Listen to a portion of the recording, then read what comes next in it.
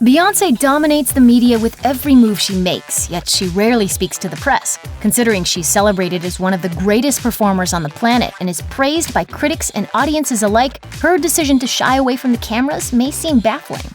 In her 2014 documentary, Beyoncé, Life is But a Dream, the singer explained the frustration she felt over rumors about her personal life and stressed that she wanted to share her work, not her privacy. Perhaps her answer to the constant hum of celebrity life may be to just disappear, only to emerge on her own terms, as she did in the 2018 September issue of Vogue.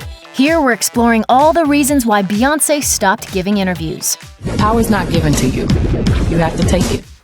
Her flawless image.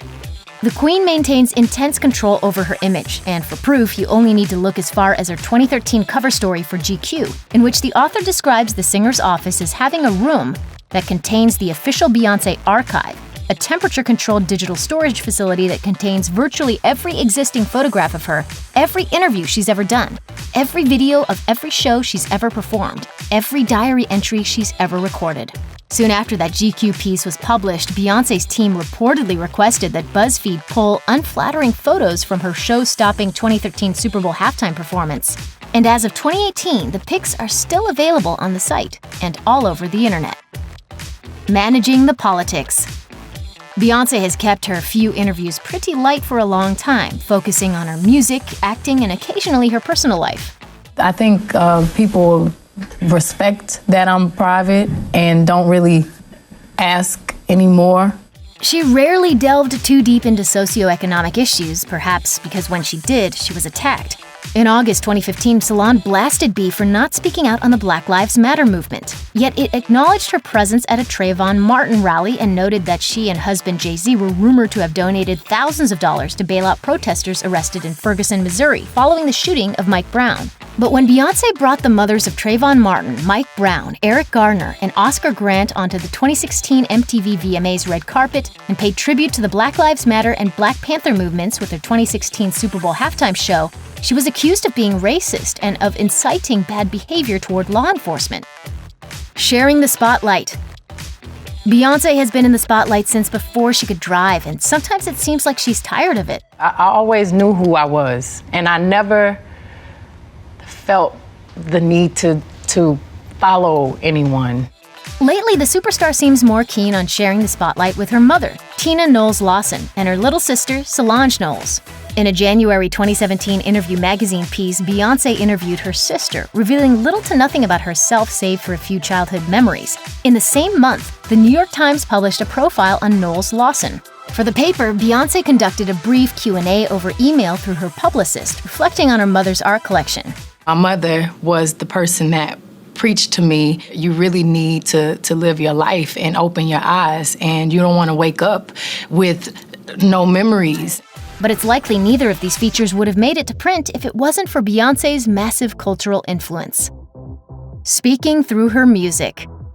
Beyoncé has been through a lot in recent years, but she hasn't spoken about it. Instead, she's been singing about it. People see celebrities and they have money and fame, but I'm a human being. I cry, I get scared, I get nervous.